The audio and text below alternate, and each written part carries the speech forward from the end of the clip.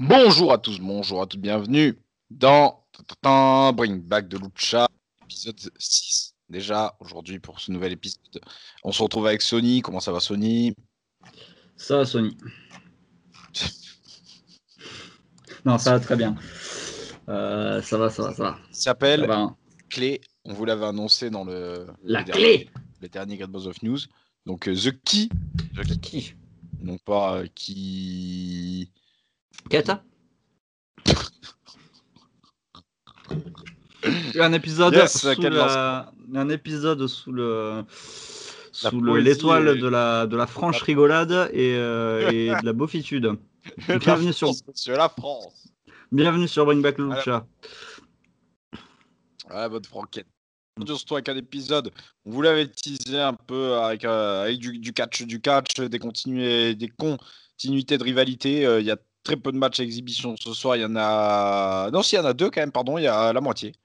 Autant pour moi. Donc, on commence le show, Sony. Donc, on a des petits replays, bien sûr. Et après, qu'est pas ça? Bah, qu'est pas ça, on a Dario Cueto qui est en train de parler à Big Rick dans son bureau. On sait pas trop ce qu'ils se disent. Ils savent que voilà, il va affronter.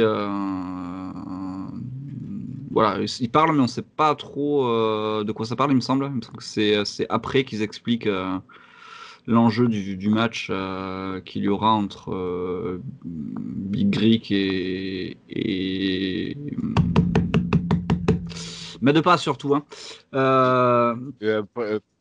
Prince Puma, oui, pardon. Tu veux parler de quoi là? De Prince Puma, du match qui a été annoncé. Non, attends, Non, tu veux parler du match qui aura lieu ou qui a eu lieu? Non, qui aura lieu. Ah, le ladder match, donc. Donc un leader match, c'est ça. Donc ça parle de ça, ouais. Ok. Et on a Son of Havoc donc, qui débarque sur le ring, bien sûr avec Ivelis. Ouais, Hein. attends. Oh, quoi. Attends, parce que soit c'est moi, j'ai très mal compris l'épisode. Parce que pour moi, le ladder match, c'est un triple threat, non? C'est possible.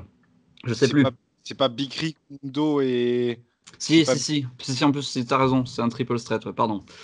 C'est un match de la triple menace. Mundo et Puma, voilà, c'est ça. Un freeway ladder match, ouais. Et en fait, je crois que j'ai un peu dit de la merde, parce que ça, on l'apprend plus tard dans le show, en fait. C'est pour ça, en fait. C'est-à-dire qu'il y a eu plus... En fait, concrètement, l'autre dans les chiottes. Concrètement, l'épisode en termes de segment va tourner uniquement entre Mundo, Puma et Big Rick va builder ce match, de l'échelle. Donc voilà, vous attendez pas à ce que ça parle de Mil Muertes ou quoi que ça, Muertes, c'est bon show. Oui, bien sûr, qui va affronter Célèbre B. Du coup, maintenant je peux reprendre. Son of Havoc lance un défi à qui voulait sur le ring. Et le défi est relevé par Pimpinella Escarlata. Qu'est-ce que Pimpinella Escarlata? Eh bien, c'est tout simplement un exoticos. Et du coup, qu'est-ce qu'un exoticos, Jamy? Eh bien, c'est simple, c'est très simple, Fred. Un exoticos au Mexique, alors c'est très populaire, c'est un catcheur qui se travestit, en fait, un luchador, donc qui se travestit. Alors, c'est que dans un sens, c'est-à-dire que je crois pas qu'il y ait d'exoticos, des filles qui s'habillent en mec. En même temps, ça serait un peu compliqué. Et donc, Pimpinella Escarlata, c'est un mec qui est déguisé en gonzesse et qui catch. Voilà, c'était la culture lucha, le point culture lucha d'aujourd'hui. Du coup, nous avons un match. Pimpinella Escarlata qui veut dire, eh ben j'en sais rien. Pimpinella Escarlata, tu fais chier, t'aurais pu me le dire avant, j'aurais préparé un Google Trad. Non mais j'ai fait un Google Trad et j'ai pas trouvé. Ah merde. Alors Escarlata c'est rouge, c'est écarlate. Et Pimpinella, je vais pas dire que je vais pas vous demander à Alex de côté parce que de toute façon il ne le fera pas comme d'habitude. Oui. Voilà. Comme cette fois où, comme tu as dit que tu m'enverrais une photo avec ton jeu de rôle pour que je la mette dans le montage de Great Balls. C'est vrai. Pimpinella Burnett. Ok. Mais c'est pas. Alors, bon, Burnett. Tant pis. Voilà, vas-y. Vas-y, attends, mais vas-y, de toute façon. Nous avons donc Son of Havoc contre Pimpinella Escarlata. Pendant qu'Alex. Oui, contre le fils d'Avoc. Et du coup, pendant qu'Alex vous décrit le match, je vais faire ma recherche. Ok. Donc, Sony a oublié de vous préciser que c'était un open challenge. Donc, Son of Havoc, Si, le je jobber, l'ai fait dit. son Oui. open challenge. Ouais. Donc, un match qui perd en plus. Donc, voilà, ça valait le coup. Donc, victoire de Pimpinella dans un match qui, je vous l'annonce, cassait pas trois pattes à un canard. Je me rappelle d'un moment horrible, même. Je sais plus ce qui se passait exactement, mais il y a eu un enchaînement qui était vraiment désastreux. Mhm. Franchement, c'était pas le régal Lucien Hernandez. Je viens de me rappeler qu'on a d'ailleurs toujours pas fait nos tops des meilleurs matchs. Donc, il faut vraiment que pour l'épisode 7, Mhm. on se penche là-dessus. Mais en tout cas, celui-là, il y a des chances qu'il soit à la fin. Donc, voilà. Alors, Pimpinella, c'est un burné. Qu'est-ce qu'un burné? Je n'en sais rien du tout. C'est Euh, des grosses couilles et je sais pas. Je sais pas, c'est un nom. Après, Burnett, ça s'écrit pas comme ça en anglais, donc je sais pas. Dites-nous en commentaire si vous parlez espagnol, si vous avez fait LV2 espagnol, si vous avez une licence d'espagnol, un master, un doctorat en espagnol, si vous avez passé votre vie en Espagne. Dites-nous ce que veut dire Pimpinella et vous gagnerez. Vous aurez le droit de venir avec nous sur la prochaine vidéo. Voilà, c'est dit. On enregistrera la prochaine Voilà. vidéo avec vous. Je concours. Mais par contre, il faut nous trouver la traduction. Voilà, c'est dit. Voilà. Alors bien Donc, sûr, ce concours, Rivna n'a pas le droit d'y d'avoir des participer, on est meilleurs. d'accord. Voilà. T'as dit quoi? Alors, ce concours est exclu à tous les gens dont le pseudo commence par Rive et finit par Na. Ok. Voilà. Ça laisse quand même, ça va. Ouais. Dommage pour le fameux youtubeur Rina Tokonaka Navna. Ouais, ça c'est vraiment dommage pour lui, hein. Surtout que celui, je suis sûr qu'il avait la traduction. Mais bon. Mais bon, tant pis, dommage. Voilà, donc Sony, qu'est-ce que t'as pensé de ce match-là, de C'est ce nul. bouche-trou? Ça sera clairement pas dans mon top 10 de la saison. C'était nul as fuck. Voilà, surtout sur un petit collier, un petit écolier, ben oui, un schoolboy, oui, pardon. Voilà, le site sur lequel on a nos résumés et traduit en français, et des fois nous fait des petites perles. Voilà, c'est un match que j'aurais oublié. Je l'avais déjà oublié. Des fois, tu sais, je me dis, il y a des matchs, je m'en souviens, tu vois, de la Lucha Underground, parce que ce qui m'ont marqué, celui-là en fait pas partie. Ah oui, Et non, voilà. clairement. Et bon, je vous rassure, c'est pas la seule fois où on verra Pimpinella Escarlata à l'action, et c'est toujours d'une qualité assez approximative. Bref, nous avons ensuite Johnny Mundo qui attrape, qui attrape en tout bien tout honneur, hein, qui le chope par le col, Dario Cueto dans les chiottes.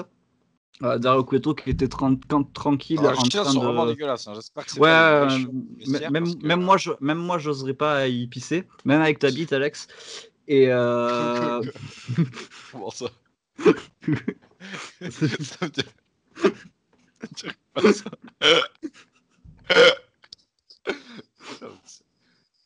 et du coup, N'hésitez pas à nous dire en commentaire si vous serez capable de pisser dans ces chiottes. avec la bite d'un autre. Mais bref, du coup, Koto lui explique qu'il y a 5000 dollars en jeu, et du coup, Mundo prend la clé que Dario Cueto a autour du cou en assurance. Voilà, et nous enchaînons avec le deuxième match de la soirée, Est-ce que Famous tu penses que P. c'est la clé des chiottes? Alors, non, parce que je pense que ces chiottes sont ouvertes à tous. Par contre, je sais pas comment Ouais. fait Miss Mascarita Sagrada pour pisser, parce qu'ils ont l'air quand même vachement hauts. Sûrement qu'il a des chiottes pour lui. Bref, je dis, Monte sur la. Peut-être qu'il met ses pieds sur la cuvette. ouais. Ouais, ouais. J'avais, alors pour l'absolu, Ses chiottes à la turque à lui. j'étais au lycée avec une personne de petite taille. Ouais. Et du coup, je crois que c'est ce qu'il faisait. Ouais. Vu que les chiottes n'étaient pas du tout adaptées pour lui, je crois il se foutait il se foutait debout sur les chiottes pour pisser. Ouais. En gros, tout était des chiottes à la turque pour lui, quoi. À peu près, ouais, c'est ça, c'est ça. Mais en fait, même les pissotières, en fait, elles lui arrivaient au niveau Du ventre. au niveau des pecs. Donc du coup, c'était un peu short. Et je crois que ouais, pour pisser, il pouvait pas pisser debout classiquement. Si vous avez une personne de petite taille dans votre entourage, ou si vous êtes vous-même une personne de petite taille dans votre entourage, dites-nous en commentaire comment vous faites pour faire pipi. Voilà, ça nous intéresse énormément. Oh là là.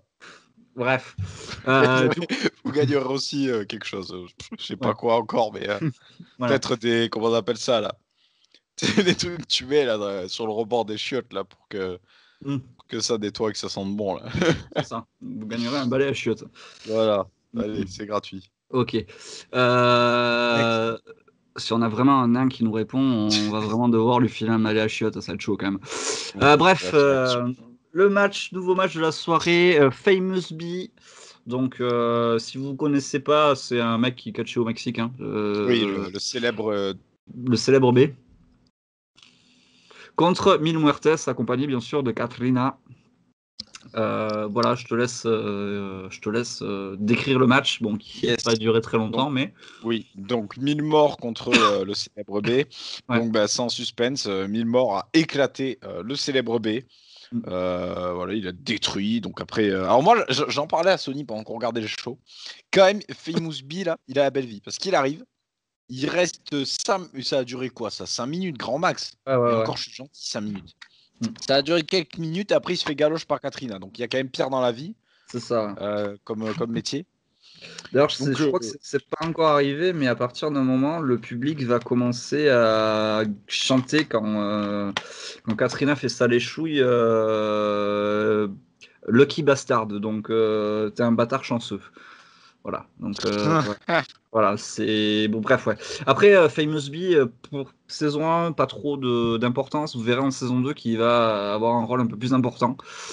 Donc, c'est pas la dernière fois que vous verrez Famous B à l'œuvre. bon, On a une vignette. On a une vignette de Drago qui nous explique que c'est un dragon qui est capable de voler, qui fait du nunchaku contre des ninjas. Bref, un délire, le délire à la Drago. Et nous avons donc le match retour, Drago contre le roi des chasseurs, King Cuerno. Donc je rappelle, ex Santos Escobar, actuel demi-champion cruiserweight de la WWE. Voilà, contre Drago qui est Drago. Voilà. Oui, lui, il n'y a pas d'effort fait là. Et une victoire de King Cuerno qui a donc perdu le premier affrontement entre les deux. Donc, pour rappel de la storyline, donc les deux s'étaient affrontés sur le premier match de Cuerno, victoire de Drago. Puis quand Mil Muertes affrontait Drago, Cuerno était venu se mettre sur le toit pour observer le match. Et là, voilà, on a eu le match entre les deux. Revanche, gagné par King Cuerno dans un match bien solide. Non, déplaise aux haters de Drago. Drago qui a encore pris 20 cm de langue. Pardon. T'as enrhumé, Sony, j'espère que c'est pas le Covid. Non, je suis juste assez les allergies. Donc voilà, donc un match bien solide entre les deux. King Cuerno, bon, il est encore un peu en dessous. Hein. Moi, j'attends plus de sa part pour un personnage aussi important de Lucha Underground. Mais sinon, voilà, c'était quand même un match bien solide.